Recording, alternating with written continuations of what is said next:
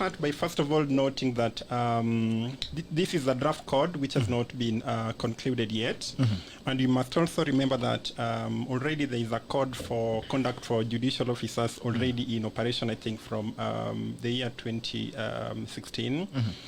That does not mean that there is nothing to celebrate in the fact that the code is being updated.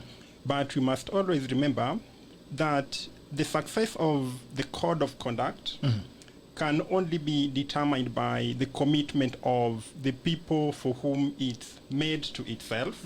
Because even when you've got the best code in the world, if the judicial officers don't believe in it, if Kenyans don't believe in it, then it would have no meaning.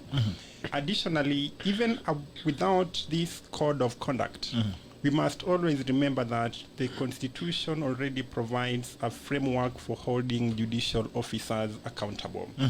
If you look at the chapter of the Constitution on the judiciary, it requires all judicial officers to be persons of good moral character, integrity, and impartiality.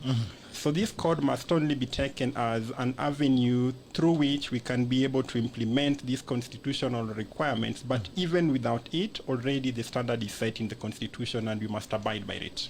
Thank you. All right. Ambani, the government got a staying order on the solution of Parliament last week.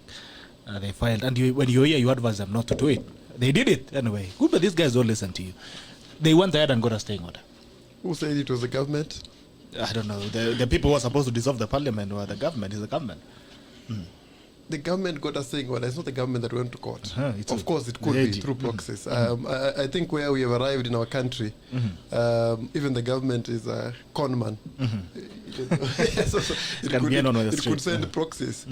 In fact, we have entertained concerns with Ongoya that it's even possible that government can send people that are not registered anywhere. You know, you can make a name, Bitok Sang, and make litigation. But that's not what I'm saying in this case. Yes, there's a stay order, and what it means for those who obey the law is that the dissolution will not happen until the court determines the matter. And Bitok, that's a sad reality. It's really sad that a government that does not obey orders, or the president does not obey orders, actually enjoys the protection of court orders. Of the court orders. It's a debate we should have on one day. How do we handle this situation?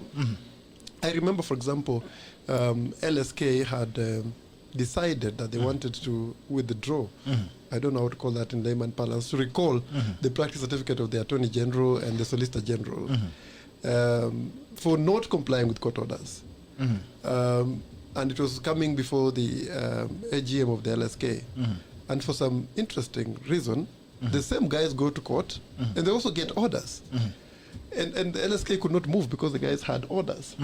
And I kept asking myself, how do you benefit from something that you don't believe in? Shouldn't we reach a level where we can begin questioning who can rely on court orders? And so I think that's what came to my mind. The government that has been dismissing the judiciary, demeaning the judiciary, now wants to benefit from a judicial order that favors them. And that's really so sad that we're in that situation. Ongoya. Let me clarify one thing. There are now two orders in place. Yes.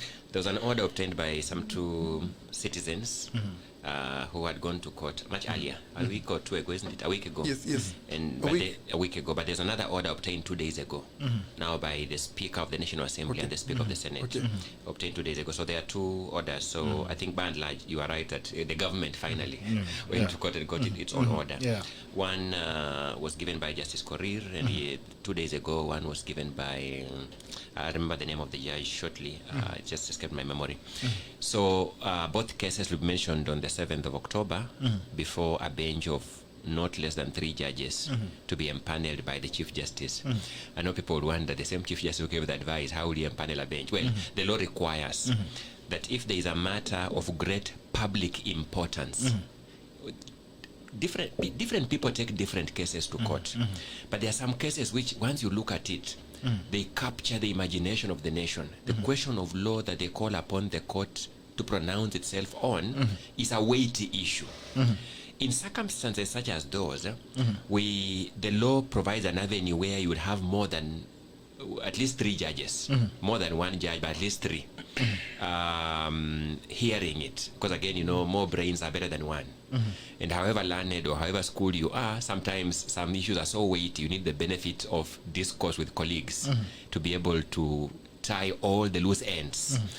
Because the judgment you are going to deliver or the orders you're going to make are going to have massive public impact.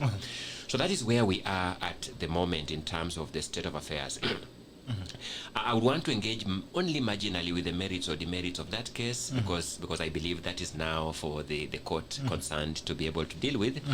But I understand the frustrations of my colleague, Dr. Ambani, about those who have invested in the industry of disobedience of court orders, also being the front runners in the industry of obtaining orders when it suits them.